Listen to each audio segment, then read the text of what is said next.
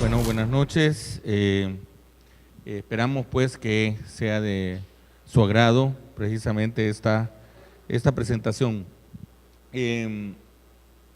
Vamos a mencionar así de manera más o menos rápida de qué se trata, de qué se va a tratar, ¿verdad?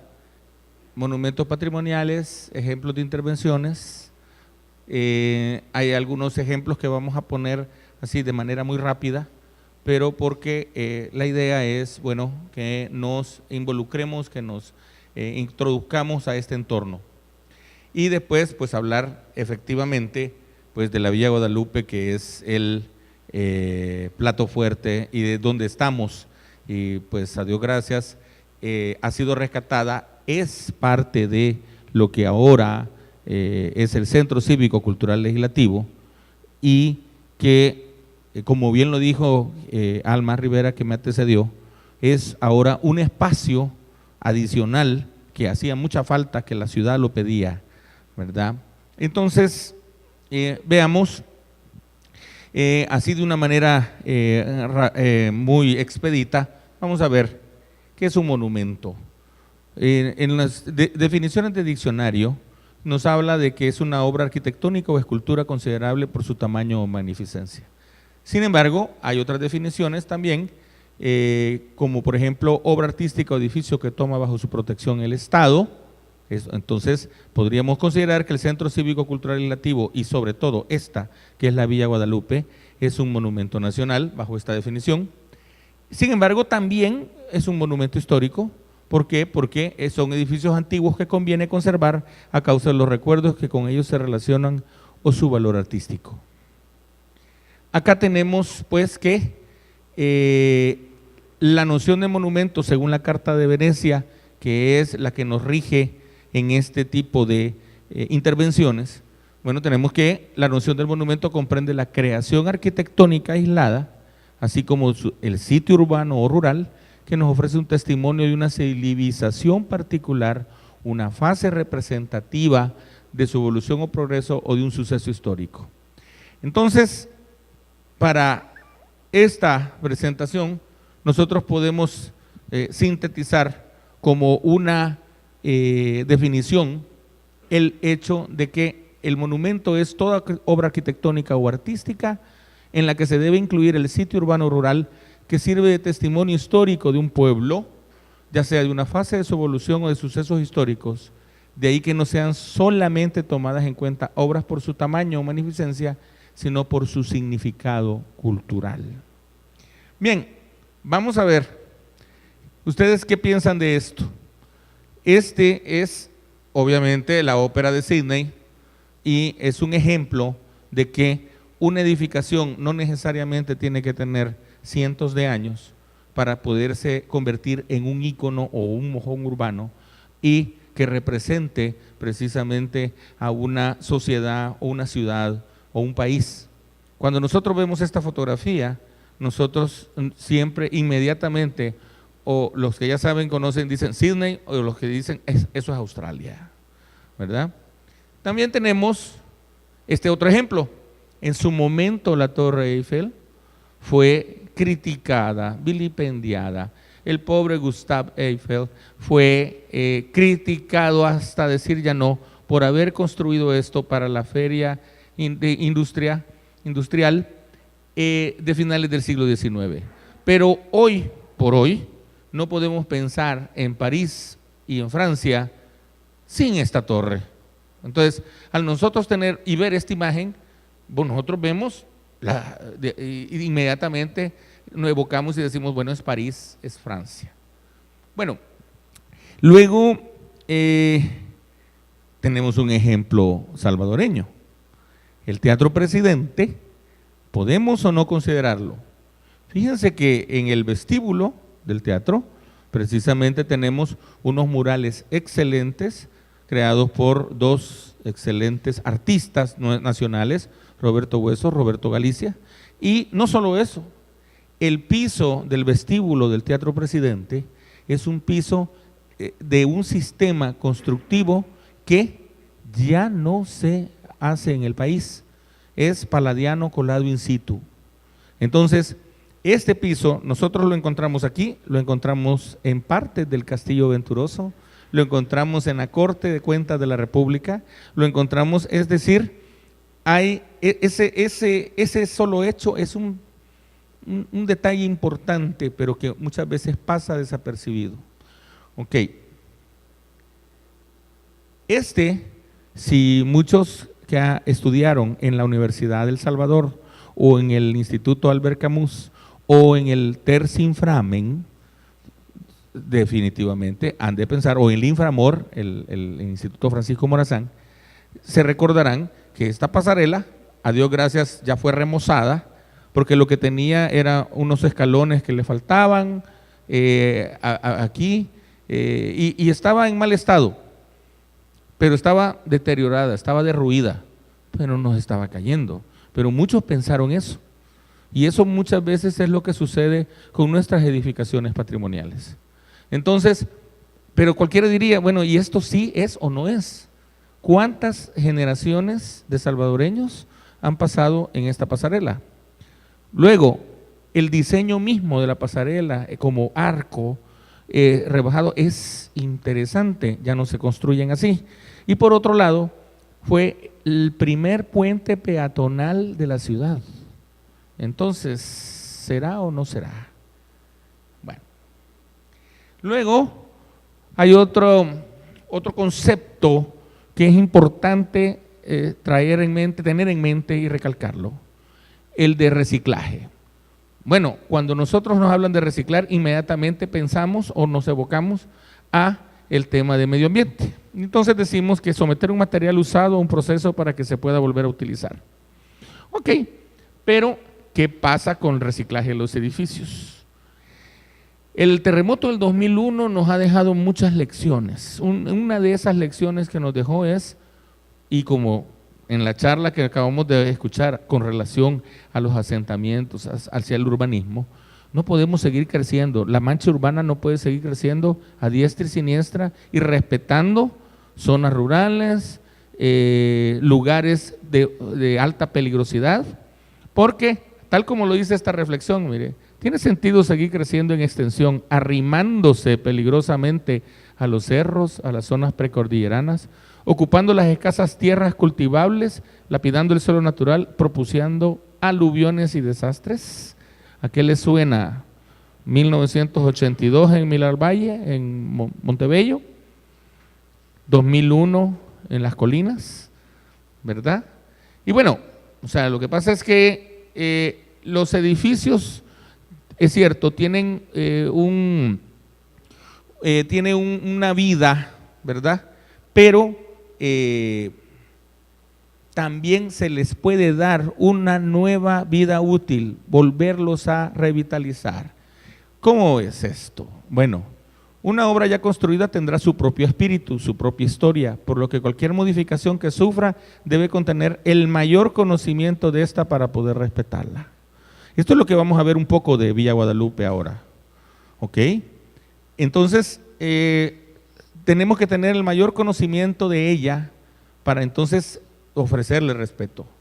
Esta edificación estuvo durante muchos años escondida, durante muchos años poca gente sabía y decían, sí, allá adentro hay una casa bonita, era la casa de los dueños, pero no se sabía cómo era, cuál era su arquitectura, cuál era sus espacios.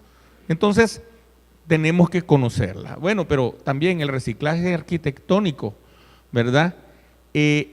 Otorga un nuevo ciclo de vida a la edificación que pudiera encontrarse en desuso o simplemente obsoleta, garantizando el correcto funcionamiento de sus servicios. Eso es lo que también se tiene que hacer. No solamente es rescatar por rescatar o rescatar con fines estrictamente contemplativos. Una de las cosas que más me agrada de de la Villa Guadalupe es que efectivamente al convertirse en centro cívico cultural legislativo se ha devuelto a la población y ahora la población tiene un lugar, un mojón urbano en donde hay una apertura a diferentes actividades que en el pasado o estaban desperdigadas o simplemente no se tenía el espacio. Entonces, luego contamos con algunos ejemplos de intervenciones. Aquí, al costado sur de la Villa Guadalupe, unas 2, 3 cuadras hacia el sur, se encuentra la Basílica del Sagrado Corazón. Tuvimos el honor de trabajar para la firma Prisma Ingenieros, quienes estuvieron a cargo de la obra, pero nos subcontrataron para intervenir lo que se llama cupulino o linternilla. Este cupulino o linternilla, en el estilo que es un estilo neogótico de la basílica, sirve precisamente para darle iluminación a la nave central, por eso se llama linternilla.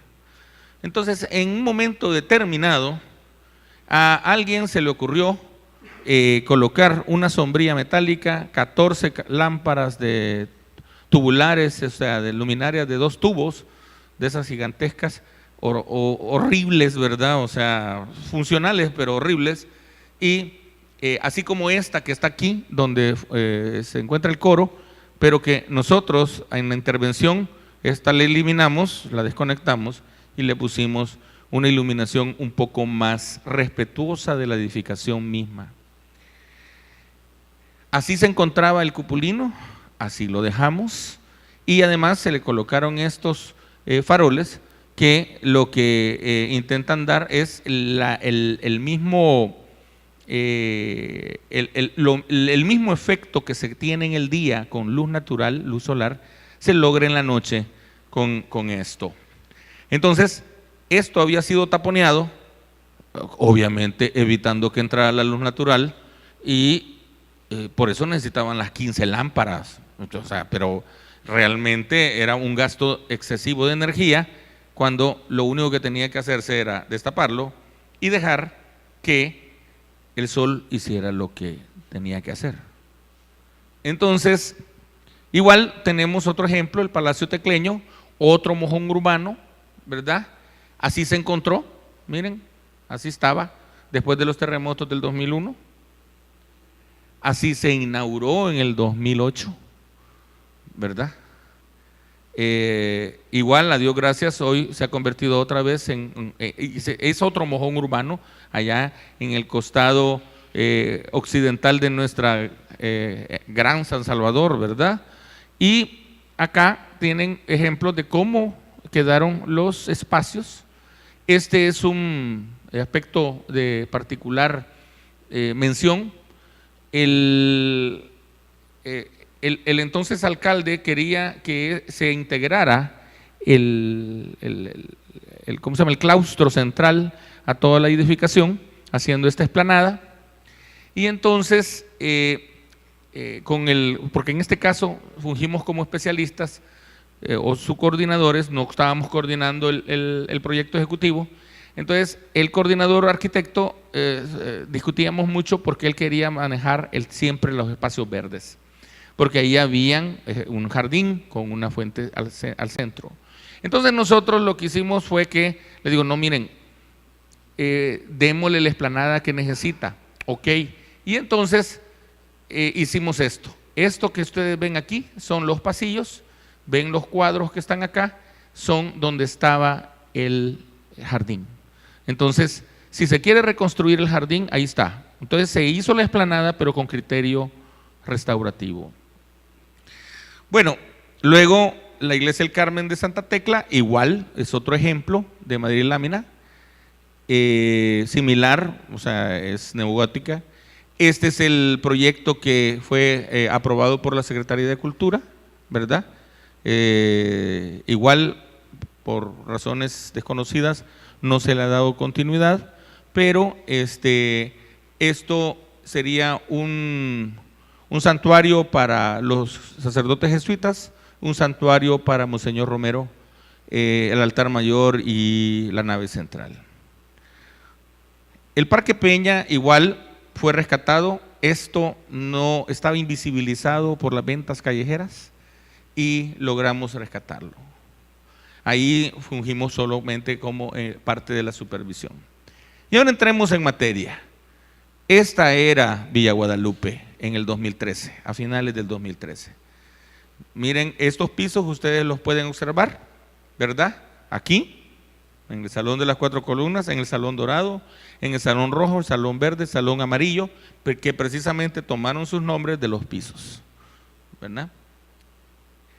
¿Qué pasa? Miren, igual, pisos en los baños, así estaban estos balcones, así estaba todo el pasillo central, que ahora ustedes pueden disfrutarlo.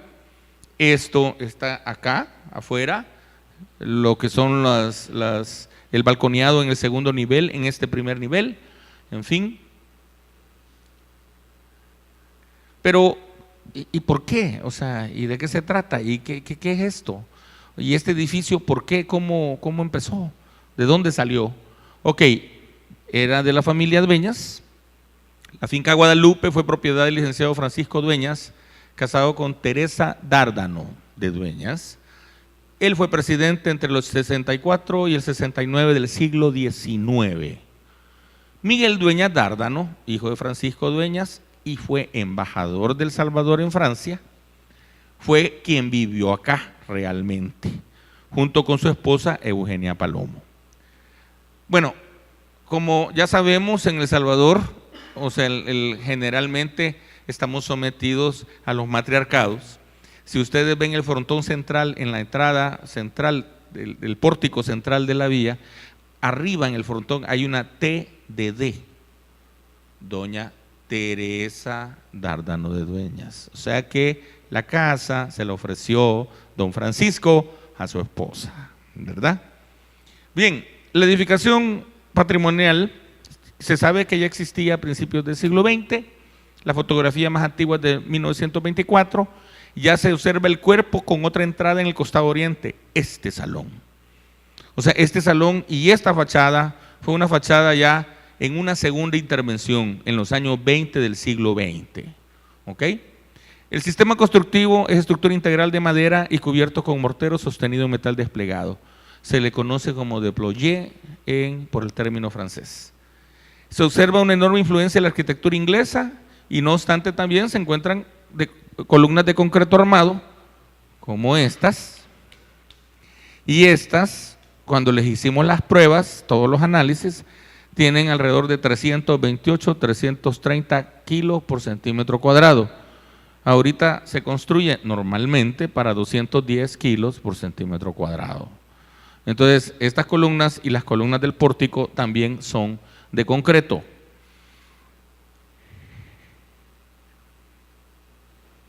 Ok, ¿quién intervino? Nosotros vemos, y en la investigación histórica que estuvo a cargo del licenciado Héctor Cerrato, encontró estos datos, que el ingeniero y arquitecto Daniel Domínguez Párraga, nacido en El Salvador en el 86, pero fallecido en Costa Rica en 1959, ¿verdad? Él estuvo a cargo de la Casa Dueñas, la que sí tradicionalmente conocemos allá en la esquina de la Novena con la Juan Pablo. Esa es la Casa de las Academias ahora, donde se encuentran la Academia Salvadoreña de Historia, la Academia Salvadoreña de la Lengua y todas las demás. Y esta todavía, y es responsabilidad nuestra decirlo, bueno, puede ser que la haya construido o realmente solo su primera intervención. ¿Por qué decimos esto? Y eso por qué sí lo aseguramos. Si ustedes visitan y tienen la dicha de poder visitar la Casa de las Academias, ustedes van a observar que las molduras que vemos aquí en el Salón de las Cuatro Columnas y en el Salón Dorado y en dos salones que están allá arriba en el segundo nivel, van a ver, y además este piso que está aquí y en el Salón Dorado, entonces podrán ver ustedes que es el mismo estilo de la Casa de las Academias. Entonces, la Casa de la Academia sí, en la ficha de la Secretaría de Cultura, sí se conoce que es de Domínguez Párraga. Entonces, es muy probable, y porque hubo una visita de un senador norteamericano en esas fechas, entonces aquí se alojó y entonces le encargaron a Domínguez Párraga que adaptara la casa para alojarlo. Bueno, pero teníamos que analizar, teníamos que profundizar en por qué la edificación era como está. Este es un ejemplo de arquitectura inglesa en Australia, ¿ya? Un pórtico central, como el que les digo allá, que tiene el TDD en la parte superior, y dos cuerpos similares en ambos costados. Para nosotros, esta es la hipótesis de la primera fachada. No existía este salón así como lo vemos hoy, sino que era a partir de aquí, y aquí me acompaña mi asistente, la arquitecta Elena Ruiz. Ustedes con ella hicimos todas estas mediciones y medimos precisamente del frontón central hasta este extremo donde están los balconcitos de afuera, y del portón central aquí hasta esta columna, y tenemos exactamente la misma medida, los mismos metros. ¿Okay? Entonces, eso nos apoya y nos refuerza precisamente la hipótesis de que la casa probablemente a finales del siglo XIX era así. Bueno, pero ¿qué fue? En los años 20, esta foto de 1924, ya aparece este salón. Aparece con ese herraje que ustedes ven allá afuera y con estas puertas, ¿verdad? Con este tamaño, miren, esto, pero esto era un plafón simulado, no era un plafón real. Entonces, con este balconeado y esta fachada, que se convirtió en otra fachada principal, ¿no? Entonces, a partir de eso, nosotros hacemos una reconstrucción hipotética, creyendo que a partir de los años 20 hasta finales del siglo XX, esta fue la última fachada en funcionamiento. Ustedes podrán observar que aquí tenemos este módulo que tiene unos tamaños de ventanas, los pueden observar aquí en el salón, los tamaños de ventana, ¿verdad? Los tamaños de las puertas, que no corresponden al estilo de las puertas de lo que sigue ahí para allá en la casa, y tampoco el tamaño de las ventanas. ¿Ok? Un detalle muy importante que también nos refuerza esta hipótesis de que no era así originalmente, es que ustedes pueden ver esto en conceptos arquitectónicos, se le llama ritmo. Ustedes pueden ver, aquí hay una columna, pero hay tres arriba, o entre estas dos columnas hay tres arriba, estas dos hay tres arriba, entre estas dos hay tres arriba, pero del pórtico por acá, entre estas dos hay tres arriba, y luego un corte que está en esa esquina, ¿verdad? Y entonces no corresponde, ¿verdad? O sea, bueno, aquí tenemos 2, 3, 2, 3, 2, 3, y aquí tenemos 2, 3, y luego corte. ¿Ok? Entonces, eso nos refuerza definitivamente que este salón originalmente no era así.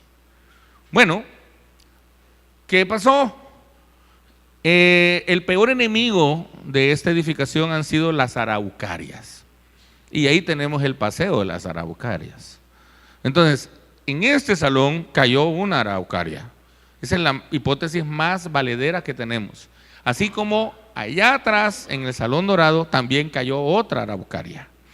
Entonces, esto dañó toda la estructura de madera. Lamentablemente, muchas veces se nos escucha en la jerga del gremio, es que las casas de madera no sirven. Hombre, si le cae una araucaria, rompe el techo, cae y tiene 30, 40 años de inviernos y veranos sometidos a la intemperie, ¿cómo no se va a dañar?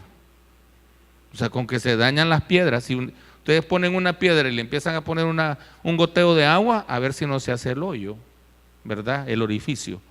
Entonces, igual este salón, ya van a ver las fotos, este salón estaba casi prácticamente destruido.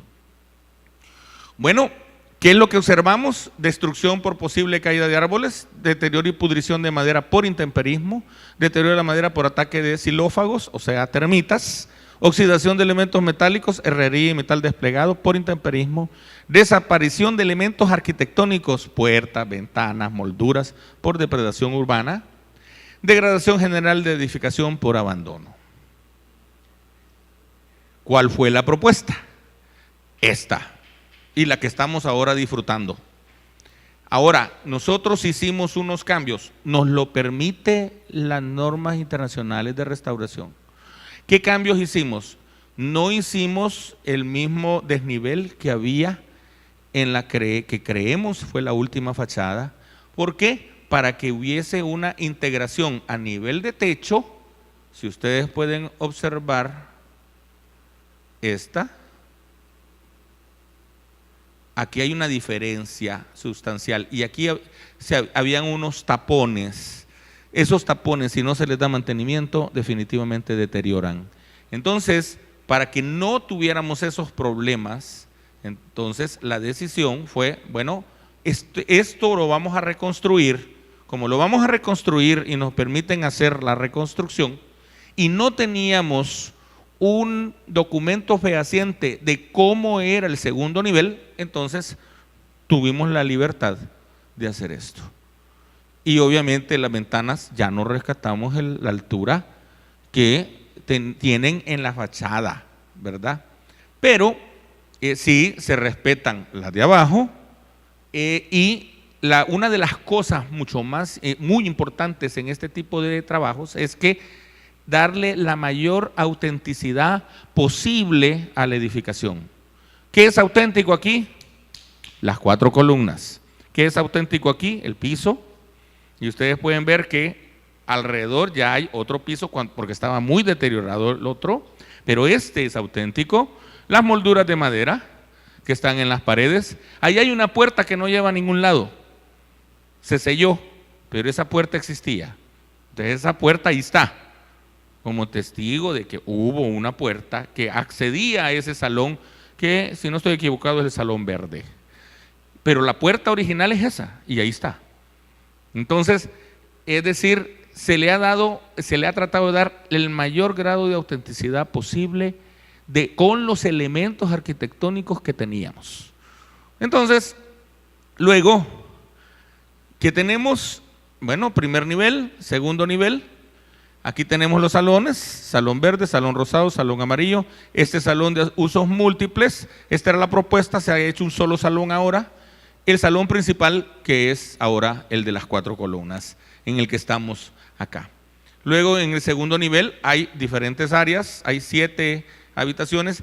Esto nos tomamos la libertad también, porque esto no existía así, y como no teníamos conocimiento de cómo era el segundo nivel, entonces se planteó el mezanine, emulando la intervención que se hizo en Casa de las Academias, en la Casa Dueñas, que también para poder utilizar el desván, las buhardillas, allá, entonces se hizo un mezanine y entonces se tomó el mismo concepto para poderlo hacer. Y esto, bueno, le ha dado un espacio mucho más agradable, inclusive precisamente para este tipo de eventos o para conciertos que también los he disfrutado acá.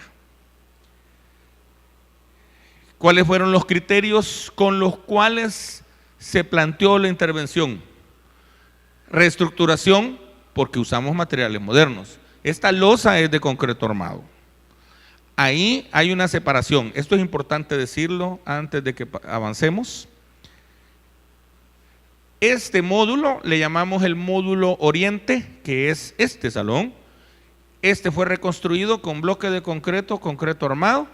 Este módulo, que es el módulo Poniente, es el de cuerpo de baños, que solo había baños en el primer nivel, si ustedes recuerdan la otra lámina, Pero para habilitar baños para el segundo nivel, pues entonces se planteó de 2 niveles.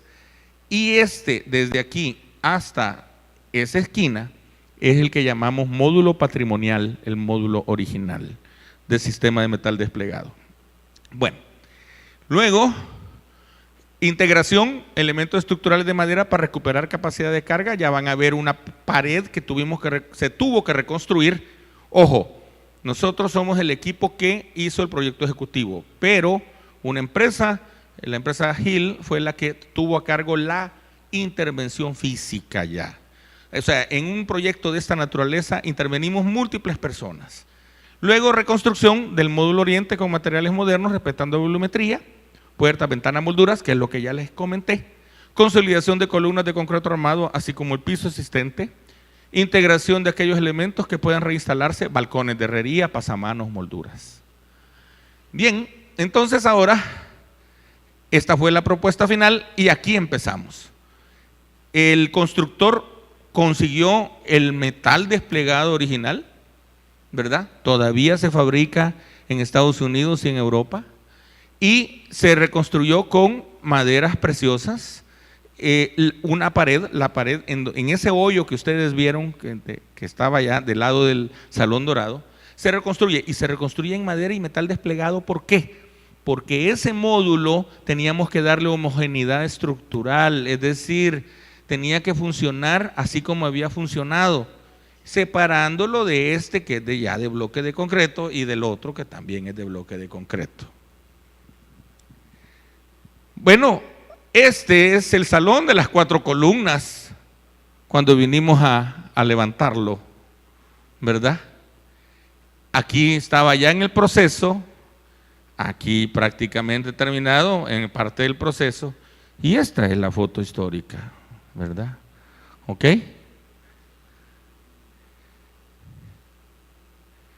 Pasamos de esto a esto, de esto a esto, de esto, ¿verdad?, a esto.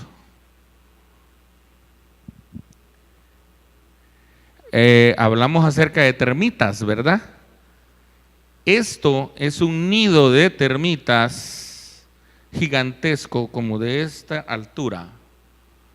O sea, aquí un hombre parado, ¿ok? Ajá.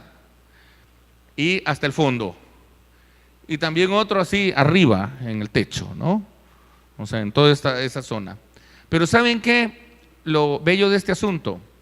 Las termitas vinieron porque hubieron reparaciones que en algún momento se hicieron con madera de pino.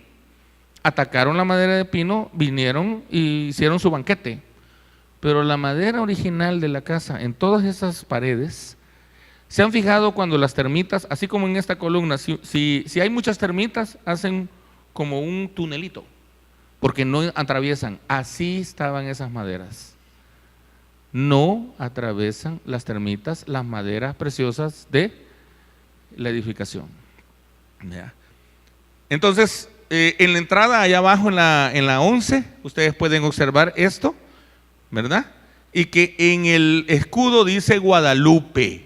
Por eso es que fue insistente, vehementemente nuestra insistencia, perdonen ustedes la redundancia, pero para nosotros era importante rescatar el nombre original, ¿verdad? O sea, igual, ¿verdad? Por eso es que hemos siempre insistido en la Villa Guadalupe. Estábamos haciendo una consultoría para el Ministerio de Gobernación y desde el piso 10 pudimos tomar esta foto cuando estaba en el proceso, ¿verdad?, de reconstrucción, para ver también el diseño paisajístico, porque además también se intervino con un arquitecto paisajista para poder crear esta entrada principal, esta entrada que le dé engalanamiento y paseo y disfrute a esta que es la casa, que es, como bien dijo el licenciado Lindo, el corazón del Centro Cívico Cultural Legislativo. Entonces, como pueden observar, de esto pasamos aquí estamos, ¿verdad? Bueno, esta es una lámina acerca de diferentes sistemas constructivos, la vamos a obviar, ¿verdad? Por razones de tiempo, pero también esto es algo que siempre me gusta darlo, porque normalmente se cree que la restauración es patrimonio de los arquitectos.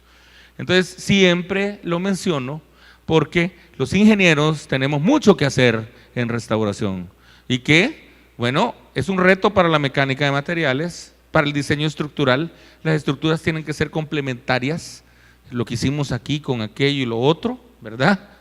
No tienen que ser invasivas, deben ser reversibles, ¿verdad? Por ejemplo, por eso es que les mencionaba el ejemplo del Palacio Tecleño con su claustro central. Si quieren reconstruir el jardín, ahí está la traza, ahí está el plano del jardín, solo hay que reconstruirlo, ¿verdad? Es reversible. Debe ser económicamente viable. Ojo, por eso también este módulo y el otro se hicieron en concreto, se hicieron porque también la normativa internacional nos lo permite. O sea, no estamos en Europa, no estamos en Japón, no estamos en Estados Unidos, estamos en Centroamérica y específicamente en El Salvador. Entonces tenemos que adecuarnos a lo que nos alcanza acá, ¿verdad? Entonces, tendría que ser óptimamente, o sea, el presupuesto de intervención debe ser lo más óptimo posible. Y las instalaciones deben ser respetuosas de la edificación, hidráulicas y sanitarias, eléctricas, aire acondicionado, sonido y comunicaciones. A Dios gracias, ahora existe ya el Wi-Fi, entonces ya eso es casi, no es invasivo el tema de las comunicaciones, ¿verdad?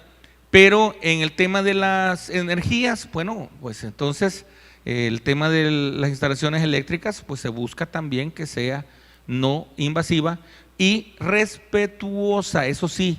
Por eso se buscaron este tipo de luminarias, las luminarias que están ahí arriba, este candil que está aquí en el mero centro, o sea, que fueran iluminación respetuosa de la edificación, ¿verdad? Ok, y ¿qué podemos concluir? Bueno, miren, el reciclaje de edificios antiguos es una práctica que en otros países han sabido aprovechar muy bien para el desarrollo. La Biblioteca México en el Distrito Federal, donde pasé muchos días leyendo también, el antiguo Colegio Jesuita en Antigua Guatemala y ahora con orgullo el CCCL en San Salvador. Una edificación patrimonial reviste no solo la importancia de su valor histórico, cultural y tecnológico, sino que al reciclarla y entregarla nuevamente a la comunidad se revitaliza la zona. Un buen ejemplo de eso es que a partir del Palacio Tecleño y del Museo Tecleño se creó el Paseo del Carmen, ¿verdad? Entonces, ya no solamente es una edificación, sino que ya es toda una zona, ¿ok? Las edificaciones antiguas son un factor de turismo potencial y por ende detonantes de un efecto multiplicador en las sociedades donde se encuentra. Aquí tenía un par de videos, pero son videos que ustedes pueden encontrar en YouTube y también son videos de el spot de la asamblea del centro cívico que es… que ya muchos lo conocen o lo pueden ver pues en la… Y para finalizar y para dar honor a quien honor merece, ¿verdad? No es esto un trabajo individual. O sea, tuve el honor de coordinar, sí, pero aquí están, y no están todos, ¿verdad? No están todos. Los ingenieros Ivo Magaña y Marco Naves nos ayudaron mucho en el tema topográfico. El laboratorio de suelos Roberto Salazar, que en paz descanse el ingeniero Salazar, estudio de suelos y materiales, el licenciado Héctor Cerrato, la investigación histórica, el técnico de ingeniería Germán Chávez y su hija, la ingeniera Amanda Chávez, así como Elena, que la tenemos aquí presente, ¿verdad? Amanda, Elena y don Germán, ¿verdad? En el levantamiento de cuadro de falla de la edificación. El arquitecto Andrés Raleón no está en la foto, el diseño paisajístico que les estábamos hablando afuera. El ingeniero Daniel Rivera Campos, estructuras, él se tuvo que aguantar y resistirse a no quererme botar la casa de madera, ¿verdad? Y luego el ingeniero Roberto Frot, diseño electromecánico, él. Elena y Armando Girón, el dibujo de planos, ¿verdad? Es una tarea ardua. Y bueno, su servidor. Así que… a Dios gracias, estamos disfrutando este espacio, este lugar, esta edificación. Amémosla, querrámosla, tomémosla, ¿verdad? Los agradecimientos al licenciado Lindo, a la propia Asamblea Legislativa. Y bueno, muchas gracias.